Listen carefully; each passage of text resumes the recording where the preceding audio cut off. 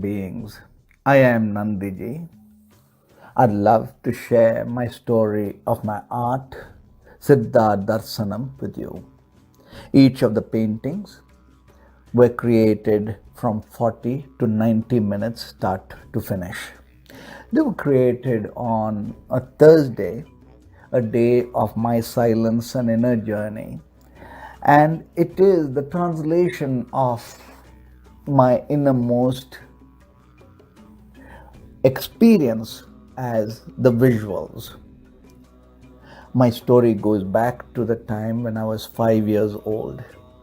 I was sitting on my dad's shoulders as we were doing a pilgrimage to Savrimala through the forest.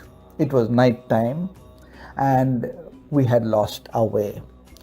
We left the trails and we went deeper into the forest, and just then a tiger roared. All the pilgrims could do was to chant, and in a distance I saw a radiant being walking towards us. I pointed out, and he, with a smile on his face, showed us the way back to the trail. And when we looked back, he simply was not there. Much later, through my childhood, anytime I held my breath, I would have this radiant being come to me, and it felt in me that he was my best friend. So years later, after the age of 27, I went through my death experience and then took off on my journey as a yogi. As I took off within myself to find my wholeness, I had a burning desire to see God with my two eyes. Guru Ayya, one of my 8 gurus, he was atop the mountain meditating.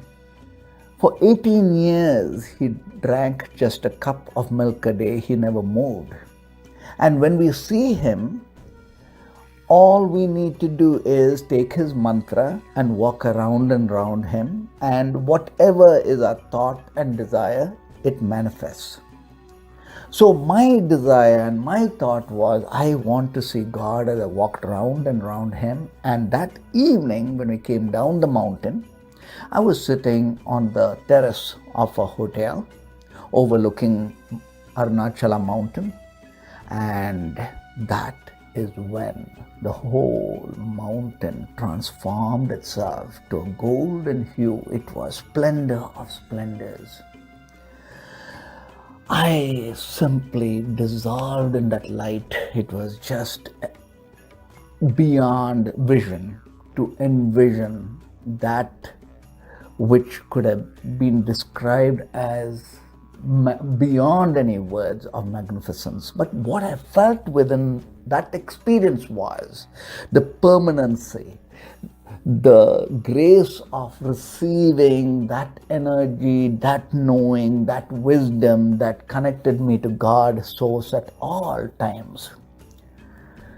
So years later, as I came through my Thursdays, I started wanting to bring those energies as paintings, and my very first painting was, how would Prophet Moses have seen God as a burning bush? And then was the painting of the mountain itself, and then there were so many paintings that kept coming through to me.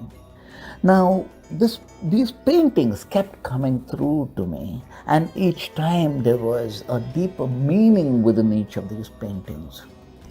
But ultimately, I began to question the happiness that I was feeling about the paintings, because it felt so selfish to do these paintings.